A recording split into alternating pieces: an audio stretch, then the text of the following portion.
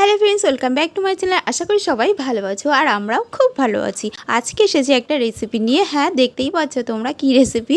আজকে করছি কাঁকড়া রেসিপি। কাঁকড়াগুলোকে প্রথমে কেটে ভালো করে ধুয়ে নিয়েছি। আর এখন দেখো কড়াইয়ের মধ্যে তেল দিয়ে শুকনো লঙ্কা, কালো জিরা, তেজপাতা ফোড়ন দিয়েছি। এরপরে একে একে কাঁকড়াগুলো ছেড়ে দিচ্ছি। আর কাঁকড়াগুলো তেলে দিতেই খুব তেল ছিটকাচ্ছিল, তাই আমি কিন্তু কাঁকড়াগুলো একবারে দিয়ে তারপরে এই যে দেখালাম। এবার আমি এর মধ্যে লবণ আর হলুদ দিয়েছি। লবণটা তোমরা তোমাদের পরিমাণ মতোই দেবে। আর কাঁকড়া খেতে আমার তো ভীষণই ভালো লাগে, কারণ দেখো এগুলো কিন্তু আমাদের এখানে সবসময় পাওয়া যায় না।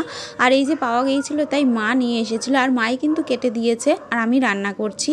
ভেবেছিলাম লাউ দিয়ে করব, বাট তোমাদের দাদাভাই বাজারে গিয়ে দেখে লাউ নেই, কারণ একটু বেলায় বাজারে গিয়েছিল, তো সেই জন্য লাউ পাইনি। আর তাই ঘরে ঝিঙে ছিল, আর ঝিঙে আলু দিয়েই রেসিপিটা করলাম। এখন দেখো আমি কটা লঙ্কা দিয়ে দিয়েছি। লঙ্কাটা তোমাদের স্বাদ অনুযায়ী দেবে।